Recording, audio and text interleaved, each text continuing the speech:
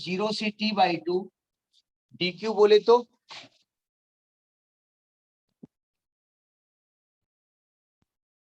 dq बोले तो I naught sin omega t dt. sin omega t dt, I not sin omega t का integral Minus cos omega t by omega. Minus cos omega T by omega, limit यहाँ 0 से t/2 रखेंगे। अब देखो, अच्छा omega is equal to 2π/t होता है, तो ओमेगा टी को डायरेक्ट हम 2π लिख सकते हैं, ध्यान रखिएगा। ओमेगा टी को डायरेक्ट 2π लिखेंगे, बाद में लिखेंगे, ओमेगा को इधर ले आओ, तो ये I नॉट बाई ओमेगा बाहर हो गया। यहाँ देखिए ये माइनस बाहर कर दो, कहीं गलत तो नहीं हो रहा है? चेक कर लो, मैंने इंटीग्रेशन आज ही पढ़ी थी। नहीं नहीं गलत नहीं हो रहा, नहीं इंटीग्रेशन इज करेक्ट हो, कैलकुलेशन में गड़बड़ होता है, इंटीग्रेशन होता है। अब तो जो इंटीग्रल नहीं कर पाता उसे कहते देखो ऐसा इंटीग्रल करना है तो मैथ्स बातचीत जिसे पढ़िए। अभी आसमान से क्या रहते हैं, हम कहा देखिए गलत बात है। लिमिट रखो, cos omega t/2 minus cos 0 omega T की वैल्यू व्हाट 2π/2 यानी पाई, तो आ गया minus I naught by omega, आएगा cos pi minus cos 0, cos पाई की वैल्यू 0 है sorry -1 -1 cos 0 is 1 -1 -1 -2, तो Q is equal to minus I naught by omega into -2 बोले तो 2I नॉट बाई ओमेगा, ये Q मिला। तो आपको तो करंट निकालना है, एवरेज वैल्यू ऑफ करंट। ये आपको कौन सा चार्ज मिला है, जो हाफ साइकिल में चला है ना? Yes sir. और जब चार्ज डिवाइडेड बाय उतना ही टाइम तो करंट मिल जाएगी ना? Yes sir. तो जब मैं कहूंगा average current for half cycle, और हाफ साइकिल आई एवरेज, तो करंट डिवाइडेड बाय टाइम कितना t/2, तो करंट बोले तो 2I naught by omega into t/2 पर जाएगा। 4I नॉट ओमेगा टी की वैल्यू 2π, तो ये आपका 2I नॉट बाई पाई आ गया। ये आपकी एवरेज वैल्यू ऑफ करंट आ गई, एम आई राइट? जब इसको कैलकुलेट किया 0.637 आता है, 0.637 I नॉट और 63.7% of I naught. Have you got this whole drama of alternating current for half cycle? Note down. बढ़िया लगा? बहुत अच्छा। नोट करिए इसको। प्रज्ञा जी समझ में आ रहा है?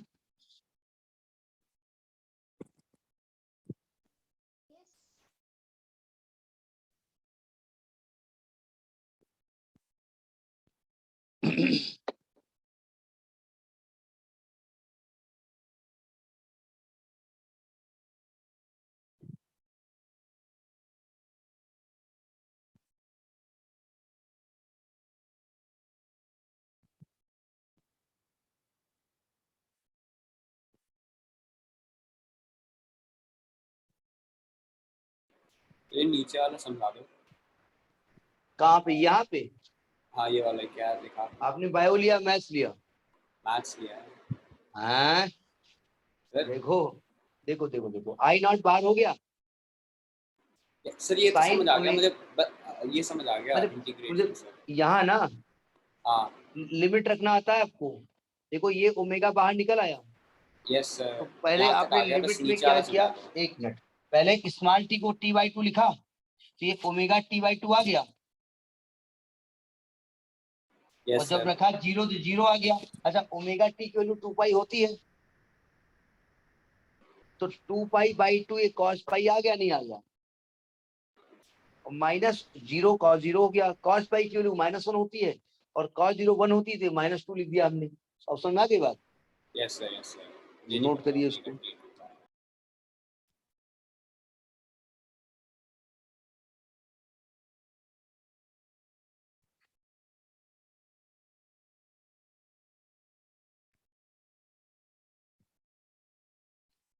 बता दीजिएगा जो हो जाए। Noted, sir. सभी लोग सर नोटेड। एक मिनट। हाँ लिख लीजिए।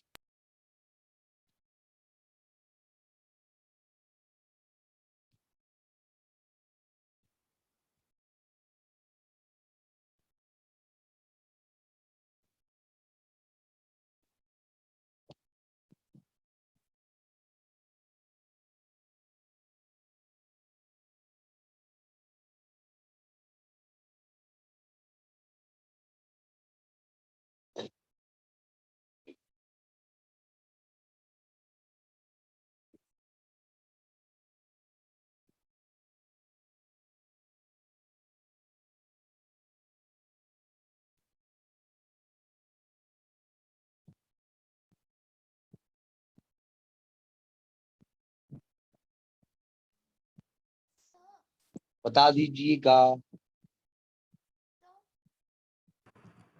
Sir done. सर बस एक लास्ट हाँ चीज लिख समझा लीजिए दो। लिख लीजिए। सर जब एक तक लास्ट सब चीज लोग। समझा दो। हाँ ये बताइए। Average current for half cycle, ये वाला मैंने नहीं सुना। करंट का फॉर्मूला चार्ज अपॉन टाइम होता है। Yes sir. तो हाफ साइकिल के लिए मुझे इतना चार्ज मिल चुका था, ओके। तो चार्ज हो गया। टाइम हाफ साइकिल के लिए T/2 होता है ना। तो Q की वैल्यू रख दी 2I0 अपॉन ओमेगा, और T/2 हो गया, 2 ऊपर चला गया, ओमेगा T 2 पाई रख दिया हमने।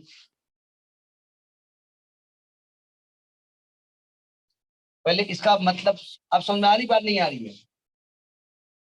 यस सर आ गई। हाँ। आप देखो ध्यान से, आपने क्या देखा कि जो हाफ साइकिल के लिए एवरेज वैल्यू है ना, वो 63.637 टाइम्स ऑफ I0 या 63.7% ऑफ I0 मिलती है। तो स्टेटमेंट लिख लीजिएगा 10 the mean value of alternating current, the mean value of alternating current for a half cycle, the mean value of alternating current for a half cycle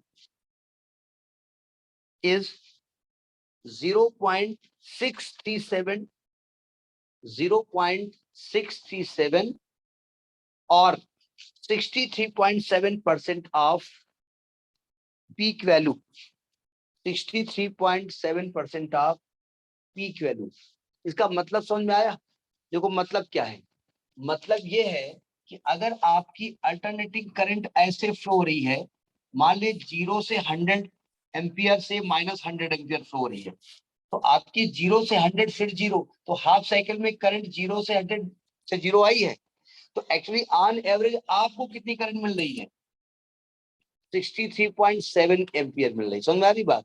मगर अगर current 0 से 100, 100 से 0, 0 से -100 जा रही है, तो आपको हाफ साइकिल में ऑन एवरेज जो करंट मिलती है वो 63.7 एम्पियर मिलती है। पकड़ में आई बात? समझ में आई सभी Yes, को? sir. अच्छा, अब जरा देखिए, यही एवरेज करंट आपको हाफ सेकेंड साइकिल में मिलेगा नीचे की तरफ माइनस में। तो कंप्लीट साइकिल के लिए एवरेज करंट क्या हो गई? 0। अच्छा, अगर मैं आपसे कह रहा हूं कंप्लीट साइकिल में एवरेज करंट 0 है, तो इसका मतलब क्या करंट 0 है? No, sir. हमें बिल तो देना 0 पड़ता काहे है मिल रही है every आपको? month. तो 0 आपको क्यों मिल रही है? क्योंकि आधी करंट को आप निगेटिव ले रहे हो। Yes, sir. तो बोले ठीक है, निगेटिव को पॉजिटिव कर दो। Yes, sir. कैसे? जितनी Square. करंट है सबको स्क्वायर कर दो। स्क्वायर करने से क्या होगा? सभी करंट पॉजिटिव हो जाएंगे। फिर एवरेज निकालो, तो क्या आप 0 होगा? No, नहीं sir. होगा। और बाद में चूंकि स्क्वायर किया है तो स्क्वायर रूट लगा दो। तो इसको हम क्या कहते हैं? Root root mean mean square. Square value of current. आपको याद होगा 11th क्लास में root mean square velocity of gas molecule पढ़ी आपने, VRMS। Yes, sir. लगभग बहुत लोग छोड़ भी दिए होंगे, लेकिन पढ़ी है आपने। So तो मैंने छोड़ी लिखिएगा। थी. हाँ बताओ तो, छोड़ी हम बताएं तुमको। तो लिखिए root mean square, root mean square जिसका कि नाम है RMS, root mean square RMS, और इफेक्टिव वैल्यू, इफेक्टिव और virtual value of alternating current for complete cycle, complete cycle. अब देखो ये कैसे निकाली जाती है, थोड़ा सा लफड़े वाली है, ठीक है। हम डायरेक्ट चूंकि इसको नहीं लिखना चाहते हैं, वैसे डायरेक्ट हम चाहें तो आई स्क्वायर करंट को हम इंटीग्रेट कर दें, टोटल टाइम से डिवाइड कर दें, स्क्वायर रूट लगा दें, आ जाएगा। लेकिन हम थोड़ा समझाने की कोशिश करेंगे, जरा समझिएगा। इधर क्या लिखा है? Of AC for RMS value भी कहते हैं, इफेक्टिव वैल्यू भी कहते हैं, वर्चुअल वैल्यू भी कहते हैं, of AC for complete cycle.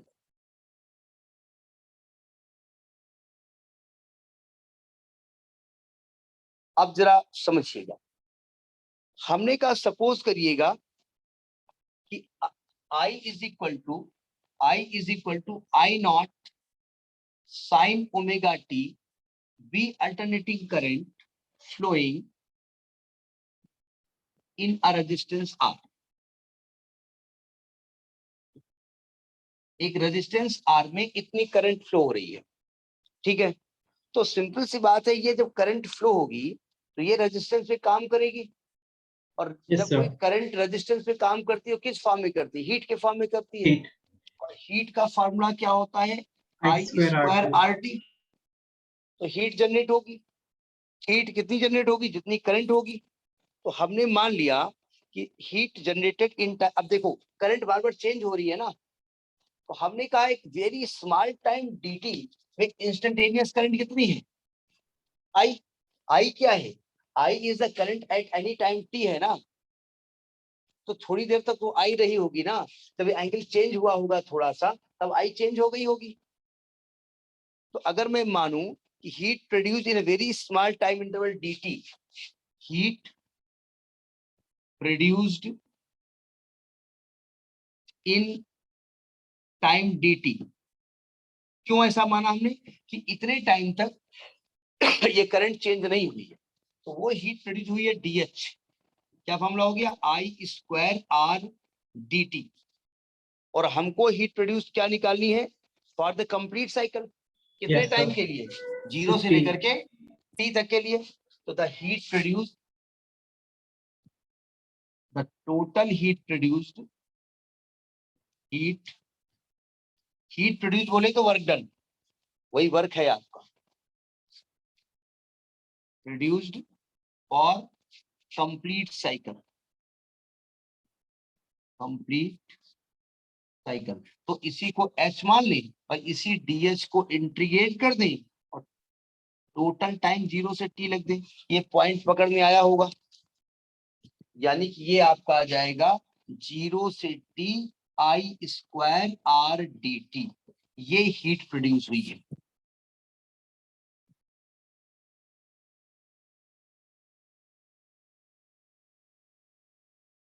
इसको इक्वेशन नंबर 1 डाल दीजिए।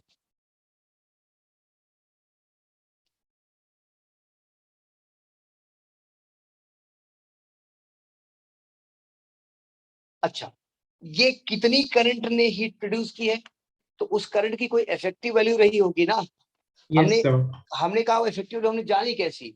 हमने इस 0 से t के बीच में इस करंट से काम कराया, 0 से t टाइम के बीच में आर रेजिस्टेंस से काम कराया, और काम कराने के बाद जो एनर्जी मिली वो हमने रख ली। बाद में हमने डीसी से उतना ही काम कराया, उतना ही काम कराया, उतने ही टाइम तक कराया, उसी रेजिस्टेंस पे काम कराया, और उसे हमको करंट मालूम हो गया कि यहाँ करंट कितनी फ्लो हो रही है, ठीक है। तो अगर मैं मान लूं कि I effective is the current, अगर मैं मान लूं कि जो करंट एक्चुअली में है वो आई इफेक्टिव है, ठीक है, is the current of AC. तो अगर ये आई इफेक्टिव करंट कहीं काम करती है, आई इफेक्टिव मतलब जो एक्चुअली डीसी से आप निकाल के लेके आए हो, जिसकी वैल्यू आप लेके आए हो, तो आपका एच क्या होगा? Then H is equal to क्या निकलेगा? I effective square into R T. सही कह रहा हूं मैं?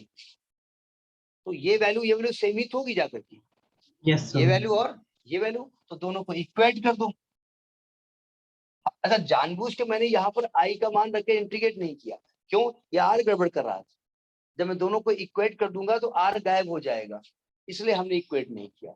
अब दोनों इक्वेशंस को, ये ये बात समझ में सबको आ रही नहीं आ रही है?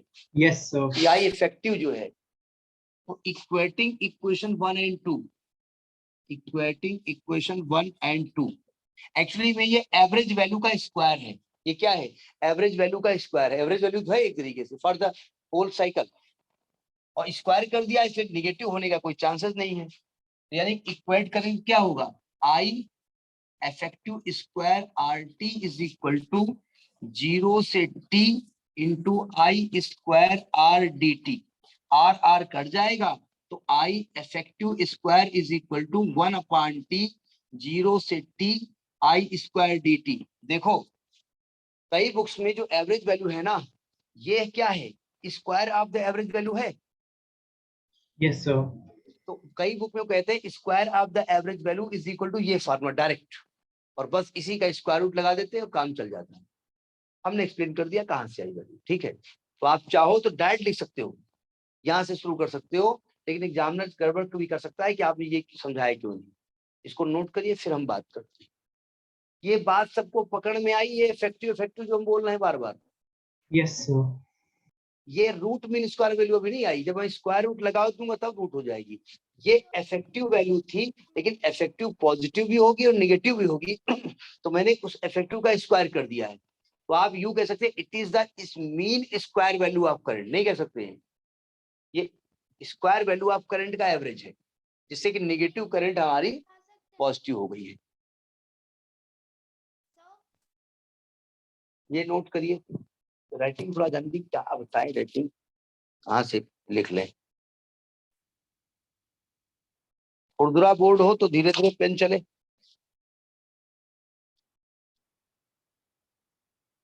Noted.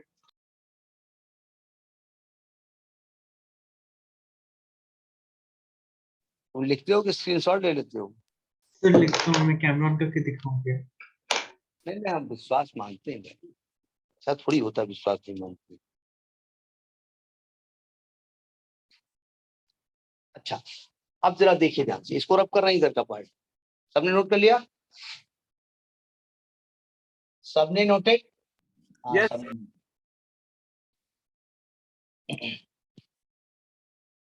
अब देखो आई की वैल्यू क्या थी, I not sine omega T. अब I effective square is equal to 1 upon T integral 0 से टी, ये हो जाएगा I not square sine square omega T D T. Sine square omega T का इंटीग्रल करने का तरीका,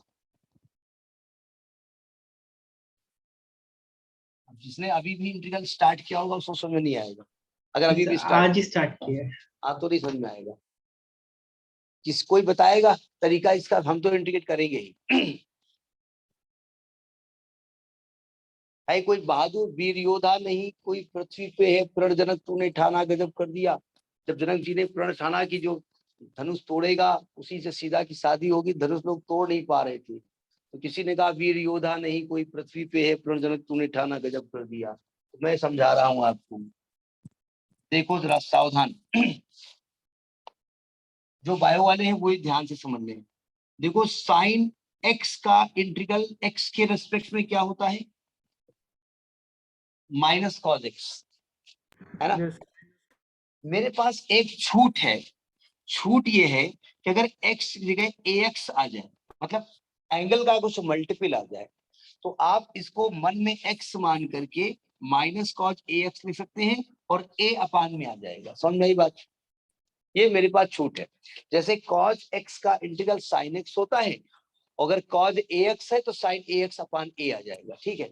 अब देखो साइन स्क्वायर का इंटीग्रल नहीं होता, तो साइन स्क्वायर का इंटीग्रल हो या कॉस स्क्वायर का इंटीग्रल हो, दोनों का इंटीग्रल करने का एक तरीका होता है, इसको कॉस cos x स्क्वायर में कर सकते हैं सर। ना कॉसेक, क्या बता रहे हो?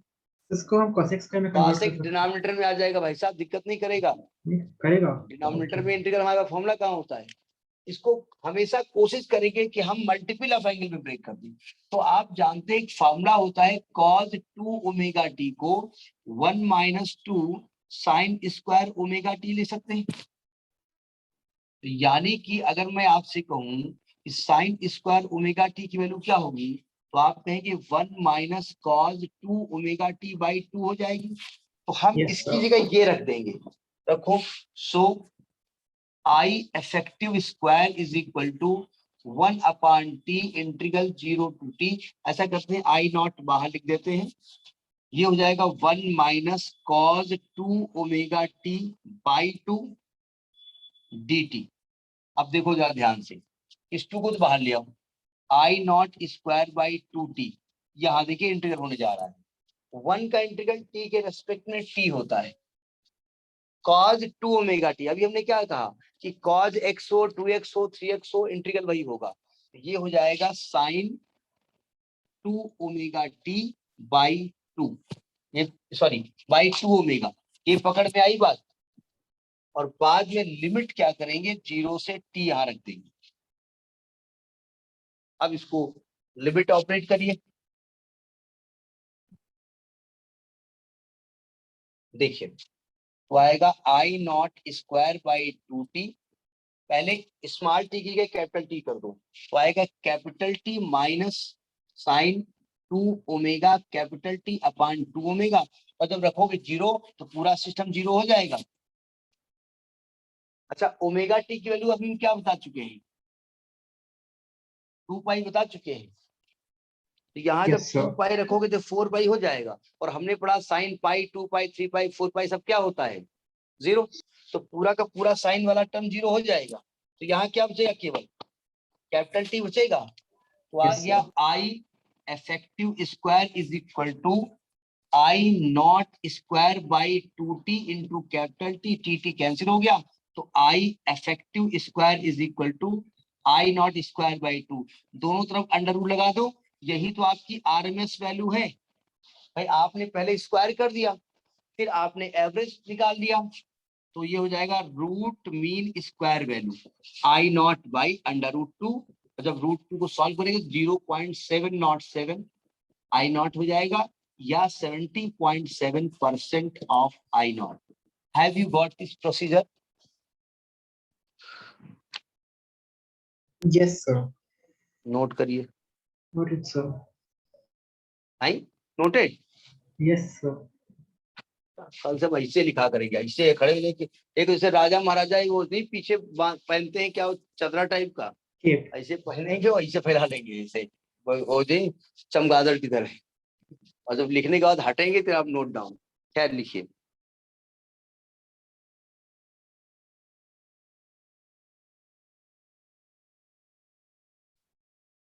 तो कहीं कहीं पर हमने बताया ना कि I effective square is equal to जी 1 upon T 0 to T I square D T लिखा था, वहीं से उसको उठा लेते हैं।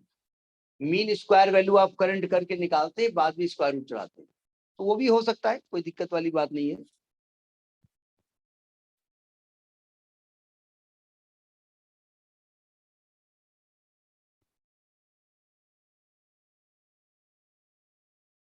तो आपने यहाँ क्या देखा कि जो इफेक्टिव वैल्यू, जो आरएमएस वैल्यू ऑफ करंट है, वो मैक्सिमम वैल्यू की 70.7% मिलती है। मतलब अगर आपकी करंट 0 से 100 से 0 से -100 से 0 जा रही है, बार बार चेंज हो रही है, और आप उसको लगा के कहीं ऑपरेटर्स में यूज कर रहे हैं, तो ऑन एवरेज आपको कंप्लीट साइकिल में कितनी करंट मिल रही है, 70.7 एम्पियर। ठीक है, तो स्टेटमेंट लिख लीजिएगा 10 द रूट मीन इस, नोट कर लीजिए पहले, नोट हो गया सबका? Yes, sir. ठीक है 10, 1 मिनट सर बस। हाँ एक नोट कर मिनट। लीजिएगा।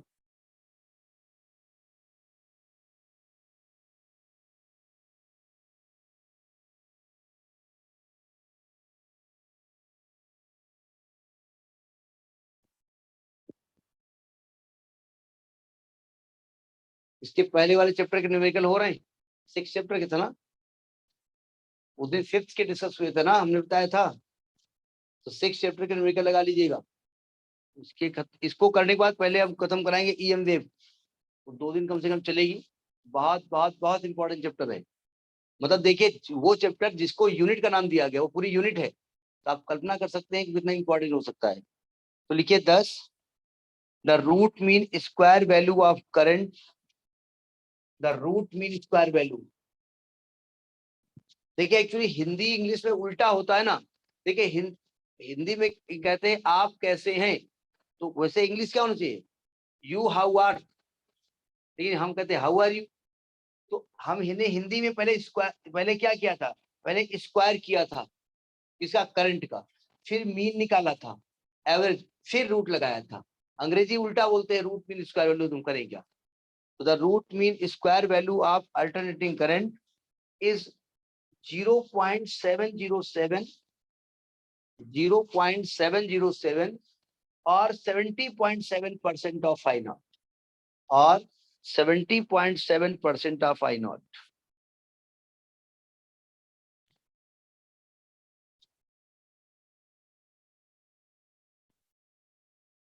सर एक डाउट है, हम बताएं, सेकंड लास्ट लाइन समझा दो कैसा है यहाँ पे, ये ऊपर इससे ऊपर, हाँ यहाँ पे कैसा है, यहाँ पे है, ये सही आ गया। हाँ हाँ ये आ गया, ओमेगा टी की वैल्यू क्या होती है, 2 पाई, तो ये 4 पाई हो जाएगा,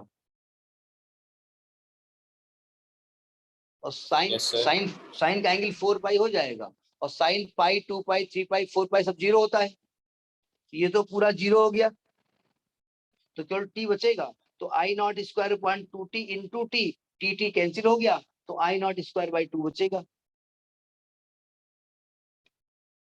समझ में आ रही बात, नहीं आ रही है? Sir, I have a yes question. sir, बताएं। No. My question is solved.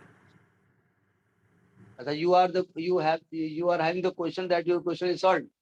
नहीं मैं कह रहा था that the question I was about to ask has already been answered. वो एक्चुअली होता क्या, जब हम ऐसे सामने खड़े हो जाते हैं बड़े बड़े क्वेश्चन सॉल्व हो जाते हैं, ऐसा नहीं तो कोई नहीं सॉल्व होता। खैर, अब जरा समझिएगा, लिखिएगा, phase difference between voltage and current in alternating current circuit. Sir, time is over. कहाँ टाइम ओवर हो गया, देर से क्लास शुरू हुई थी। अच्छा, थोड़ा सा बात कर लेते हैं, जरा समझिएगा, क्या आपने वोल्टेज अप्लाई कर दिया तो करंट फ्लो होना शुरू हो जाएगी? जरूरी नहीं है, So हैं? अगर सर्किट कंप्लीट है तो फ्लो होनी चाहिए। आप सुनिए, सुनो, सर्किट कंप्लीट है, ध्यान से समझिएगा, और कॉइल लगी हुई है, हमने वोल्टेज अप्लाई कर दिया और करंट के लिए इलेक्ट्रॉन को भेजा, जाओ करंट फ्लो कराओ। जैसे ही उस सर्किट के अंदर से, कॉइल के अंदर से करंट फ्लो होना शुरू होगी, कॉइल क्या करेगी? सब बैक थ्रू देती है वो करंट फ्लो होने देगी? No sir. वोल्टेज तो अप्लाई कर दिया, करंट तो फ्लो नहीं हो रही है, तो करंट पीछे चल रही नहीं चल रही है? Yes sir. यानी कि करंट पीछे चल सकती है, नहीं चल सकती है? Yes sir. अब जरा समझिएगा, हमने आपको कैपेसिटर लगा दिया, ठीक है, और हमने यहाँ से एक बैटरी लगा दी, वोल्टेज अप्लाई कर दिया, हमने कहा बताओ, जैसे हमने लगाया वैसे ही पॉजिटिव चार्ज इधर, नेगेटिव चार्ज इधर जाना शुरू होगा, करंट फ्लो रही नहीं फ्लो रही है? करंट फ्लो होने लगी ना। Yes sir. हमने कहा अर्नव से वोल्टेज कितना है, उन्होंने कहा 1 वोल्ट, 1.5 वोल्ट, 2 वोल्ट। हो क्या रहा है, बड़ा लगातार चार्ज इकट्ठा होता जा रहा है, वोल्टेज बढ़ता जा रहा है, तो क्या आप तत्काल वोल्टेज बता सकते हो? नहीं। नो जब तक ये कैपेसिटर अपनी प्लेट भर नहीं लेगा, पेट भर नहीं लेगा, मतलब प्लेट भर नहीं लेगा, तब तक ये वोल्टेज नहीं बताएगा। जब करंट की वजह से यानी चार्ज की वजह से अपनी प्लेट भर लेगा, मतलब पेट भर लेगा, तब वोल्टेज बताएगा ना। तो आप देख रहे हो करंट तो फ्लो हो रही थी लेकिन वोल्टेज नहीं बता रहा था, वोल्टेज बाद में बताना शुरू किया जब इसकी प्लेट फुल चार्ज हो गई। तो आप देख रहे हो वोल्टेज पीछे चल रहा नहीं चल रहा है? Yes sir. तो यानी कुछ सर्किट ऐसे होंगे कि वोल्टेज अप्लाई करने पर भी करंट नहीं फ्लो होगी, और कुछ में करंट फ्लो होने के बाद भी वोल्टेज जो बताएगा नहीं जब तक अपना पेट नहीं भर लेगा। तो यानी कि वोल्टेज और करंट आगे पीछे भी हो सकते हैं, समझ में आई बात? Yes sir. यही। तो आप कई प्रकार के सर्किट्स के बारे में नेक्स्ट क्लास में बात करेंगे, बहुत ध्यान से पढ़िएगा, चैप्टर टफ नहीं है लेकिन टेक्निकल है। Good night. Yes sir. Okay. Formula sheet हमें ऐसे जरूर से प्रिपेयर करना है ना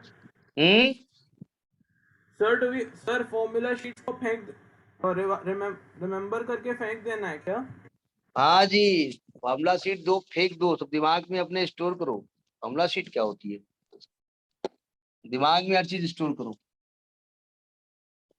सर मैंने प्रोजेक्टाइल मोशन का लास्ट ईयर बनाया था, अभी भी चिपका हुआ है सामने। हाँ, तुम रखे रहो उसको, हमको भेज देना, हम अपने यहाँ लगा देंगे। Okay sir.